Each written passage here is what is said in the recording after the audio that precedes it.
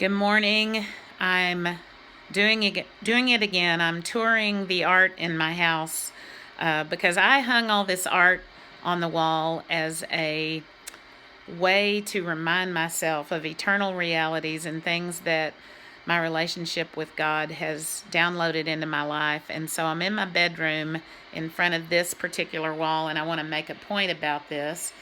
The Jester at the top is one of my favorite pieces, and it reminds me several things. It reminds me not to take myself too seriously, but then also in medieval days, the jesters were sometimes some of the wisest members of the court that were willing to play the fool. They were sometimes trusted advisors to the king, and also they were sent ahead in front of the king's procession to draw attention to the king.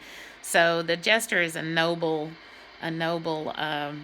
calling in my life. I feel like in some ways preachers are like jesters in a good way, in a healthy way. And there's one memorable concert that Delirious did back in the day, in the King of Fools album days, where Martin at the end put on a jester cap and jumped around the stage in a dance-like move that I could never reproduce, and it gutted me. The willingness, the statement of I'm willing to look a fool gutted me and marked me. And so that reminds me of that. The pictures under it, however, these two right here, I've talked about one of them in a previous video, the one with the knots, which means a lot to me. And then the one beside it, the one with the two knots, is called Knot, K-N-O-T, or Not, question mark. And then this one is evidently a chapel that I've never been to in Milwaukee, and it's called the Inner Sanctum. And that phrase, inner sanctum, is a promise God gave me early on that He would always, this is a very Enneagram 5 promise, He said He would always be an inner sanctum for me, and I could always meet Him there in that private place. And it taught me not to run away to privacy away from Him when I need to run away for some privacy. I mean, I didn't know I was an Enneagram 5 back in the day. He just knew how to meet my needs. And He taught me when I'm overwhelmed with people, He is not a people. I can run away to an inner sanctum and be safe with Him. Those two came from a photographer at an art show, Fort Worth Main Street Arts Festival. They were, they're pricey a little bit because this photographer is an artist, and I'm happy to pay the price for art. I'm happy to support art that's making a statement and artists that are living the life. And I have many friends that are artists, and I'm happy about that. However, this also makes me happy. What's hanging next to them is John Lennon in New York City. That has significance to me. I'm not going to go into what it was, but I had a dream about the tribe he represents and the calling to reach that tribe. And so that picture reminds me of something that I could easily forget because I get so busy in church life with the people that are already in the kingdom, and I don't want to forget the people that are out there wandering, and my role and calling to present the kingdom to them in a language they can understand, which seems appropriate that all of that is hanging under the jester.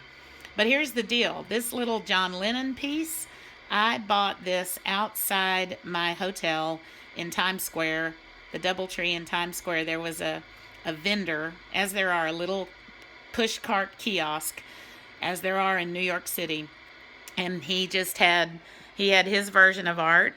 I think it was $5.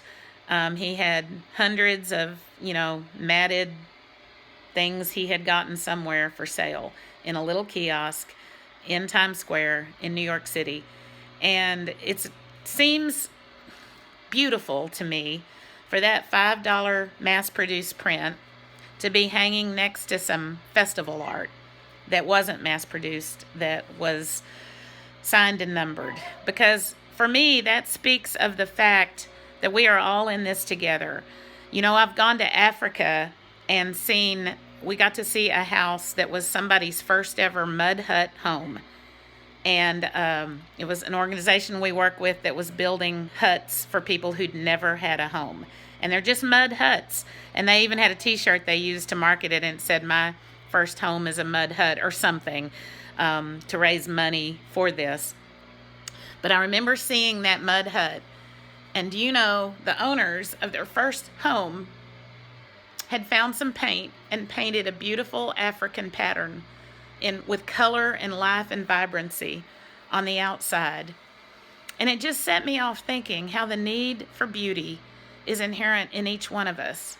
And every one of us is looking for beauty. And we're all in that search together. Sometimes that need for beauty gets clouded over with ugliness, but I believe now more than ever that beauty is what we're questing for, even if it's not hanging on a wall.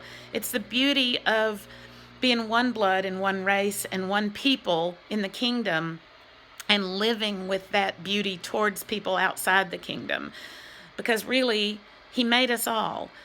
So somehow, as I look at this wall behind me, and I see high art and low art, if you will, hanging next to each other, you know, it's just a picture to me of the universal quest for beauty. As I think of that mud hut in Africa, where the proud owners had to decorate it, there's just a quest in mankind. Ugliness is not what we're made for. Beauty is what we're made for. And that's why heaven is described as the beauty of holiness. The presence of God is described as the beauty of holiness.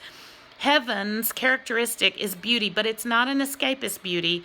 It's an imparting beauty. It can be imparted. When we express heaven on earth, beauty's going to happen. I hang beauty on my walls to try to remind me of that, because life can get ugly. I hang beauty on my walls to remind me of my inner quest for beauty. And I want to be now more than ever on a warpath to send the ugly packing and release the beauty. And it's an eclectic beauty. And it's a beauty of high art and low art. When we were in Oxford, they talked about, I love Oxford in England, and we toured the town, and they talked about the towns versus the gowns, that there was a division early on in Oxford, England, between the gowns, which was the university students at Oxford wore gowns back in the day to class, and then the townspeople were not, for the most part, educated, and there was a rift between the towns and the gowns, these sort of intellectuals and then the common folk, if you will. And that's what I see here in some ways. There's the towns and the gowns uniting. The gospel for the towns, the gospel for the gowns is the same gospel. Whatever the beauty of joining in a multicolor spectrum, the beauty of holiness, the beauty of setting aside the ugly and embracing the beauty of presence, the beauty of God's presence, which is the only place we'll find the beauty in our own presence. So that's my meditation for this day.